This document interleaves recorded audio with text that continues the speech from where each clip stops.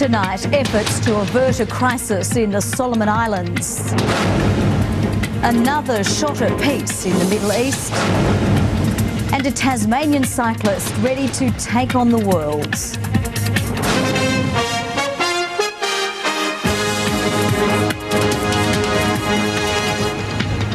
Good evening, I'm Jo Cornish. First tonight, Australian troops will head a peacekeeping mission to the Solomon Islands after Pacific leaders meeting in Sydney today agreed intervention is urgently needed. More than 2,000 troops and police are expected there within a month. Hundreds of people have died in the Solomon Islands' three-year descent into anarchy, driven by ethnic separatism and a non-viable economy. As South Pacific foreign ministers consider the request for peacekeepers, the Solomons' foreign minister was blunt about the lawlessness gripping his country. You're looking at militants shooting at the Prime Minister's house. The meeting agreed to send 2,000 Australian... A Sunday afternoon stroll. This is very dangerous work. The greatest risk facing our troops, disarming a rebel force that has hidden its weapons. The Solomon Islands Parliament will meet on July 8 to formalise the request for help. Mr Downer says the Australian contingent will be in the country by late next month. Long-term peace is still way off, but Middle East groups have taken a major step towards ending the war. A terrorist ceasefire is now in place, with both Israel and the Palestinians under pressure to stop the killing. Hamas, Islamic Jihad and Yasser Arafat's Fatah movement have all called a 3-month truce. Taxi fares across Tasmania are set to rise by 4.55%, the increase taking effect from tomorrow. Passengers in the state's 5 main centres can also expect to pay an additional 1.24% to cover the cost of controversial new security cameras. Taxi owners now have 6 months to install the devices. Those failing to do so will face significant penalties. Tasmanians are still setting their houses on fire more often than anyone else in the country. New insurance company research shows Hobart is the fire capital of Australia. But there is hope.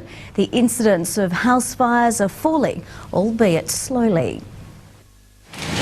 Tasmanians are more likely to experience the devastating effects of a house fire than any other state. The AAMI annual fire screen index finding despite a slight decrease, Hobart still has the highest rate of house fires, nearly 80% above the national average.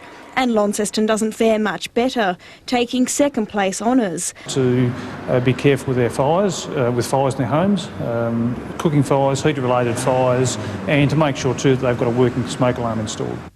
Catherine Morgan, Southern Cross News. We'll take a break now on Southern Cross Nightly News, and then tax time for 10 million Australians, and 12 die in an horrific balcony collapse.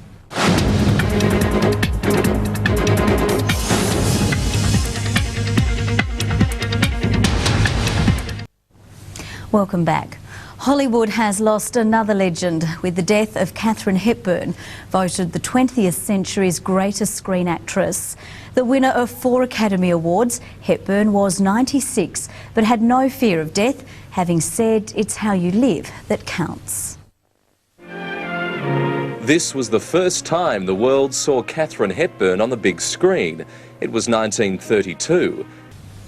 Residents on the northwest coast can finally look forward to greener pastures with the demolition of the former Northwest Hospital.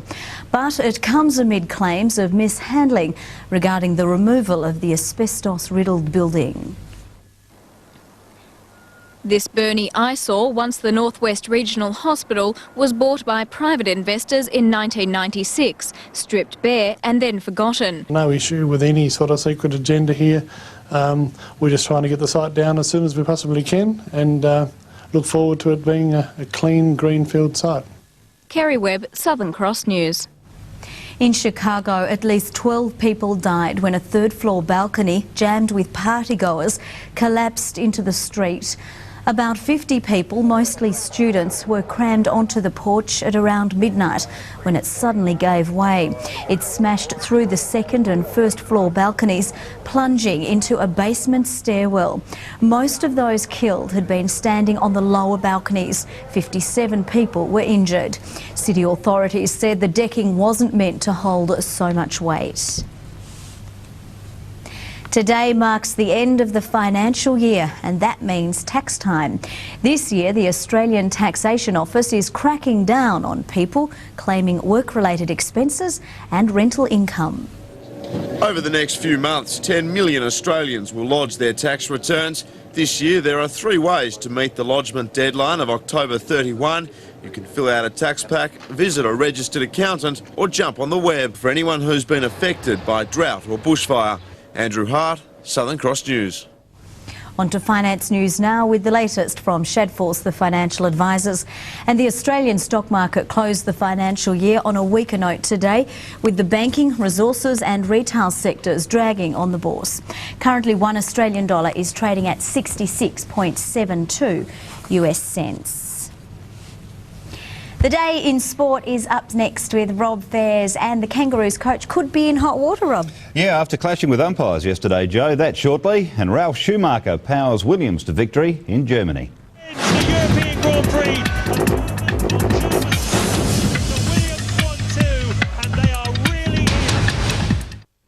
Good evening, everyone. To the AFL, first of all, and Kangaroos coach Dean Laidley will be sent a please explain letter from the league.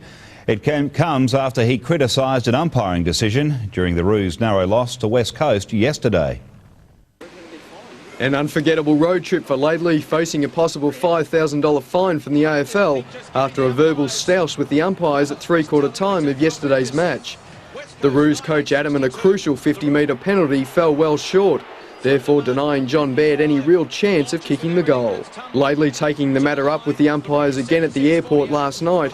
An official meeting with the umpiring department also likely. One of our coaches liaises with the umpires, and if we see fit to do that this week, we probably will. The umpiring at Subiaco wasn't the only concern for Laidley, revealing how the game almost didn't go ahead, with electrical storms around the ground raising fears for player safety.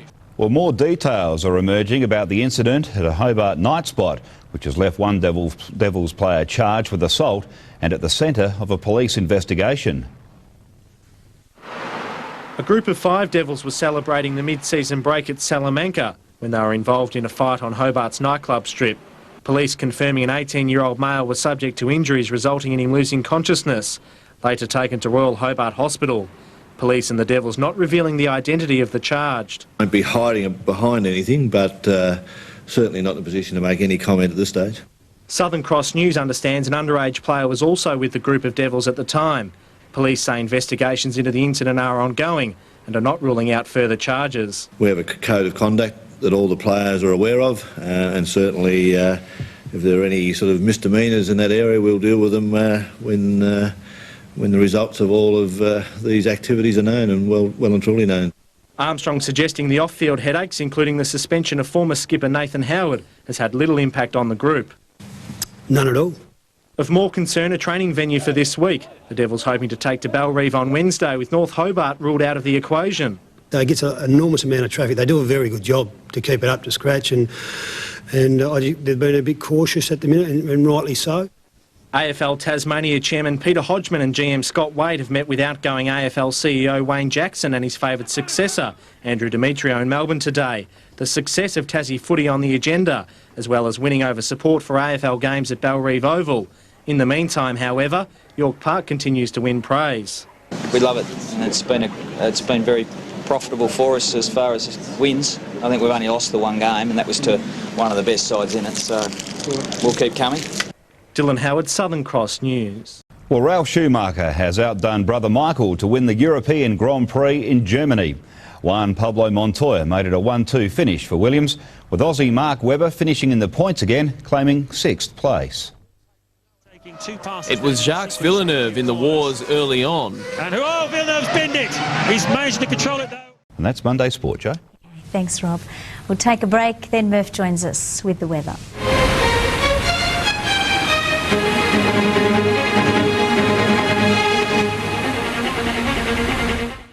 Good evening. Today we're looking at the railway roundabout in Hobart. Just after that shot was taken, the water all froze up, so we're glad we got it then. Hobart a top of 8 degrees today. Launceston 10, 12 for Burnie, 11 in Devonport. Smithton, Bridport and the Bass Strait Islands all shared the state's high of 12 with Burnie. -2 at Lyawini, the low. In fact, Lyawini warmed up to register a top of 1 today. Highest rainfall 4 millimetres at Friendly Beach. St Helens, Strawn and Bushy Park got to 10. Dover and Swansea 9 and Ross struggled to 8. Today's chart shows a series of low pressure systems extending to south of the Bight and also a high well south of that low, which is moving past Western Australia. A highly disorganised massive cloud is with the low moving into the Bight region. A middle-level cloud band extends across mainland.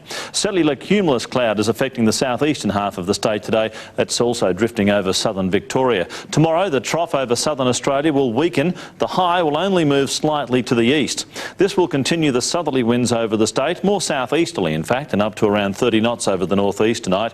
Generally to 10 to 20 knots tomorrow, swells to 3 metres. A strong wind warning in the northeast between Sandy Cape and St Helens Point. Tomorrow's forecast: light showers for Hobart, 4 overnight to a top of 9, also snow down to 800 metres, 1 to 12 for Launceston, a fine day after a frosty start, 4 to 12 for Burnie and Devonport and fine. St Helens tomorrow, 11 degrees with a light shower, 10 degrees for Swansea with similar weather, 11 degrees and fine in Strawn. On Wednesday, isolated showers about the south, east and Bass Strait Islands with light highland snow. Those showers should clear on Thursday after a foggy and frosty start, a fine cold day ahead on Friday as well. More showers in Perth and Adelaide tomorrow. Also rain easing from Melbourne, a top of 13 degrees there. More rain for Sydney and Canberra and light rain in Brisbane. So it looks like winter up north as well. 6 degrees currently in Hobart, 6 degrees in Launceston and 6 degrees in Devonport. Joe, you can put those gloves back on and face the cold night ahead. Oh, I'm such a sook, aren't I?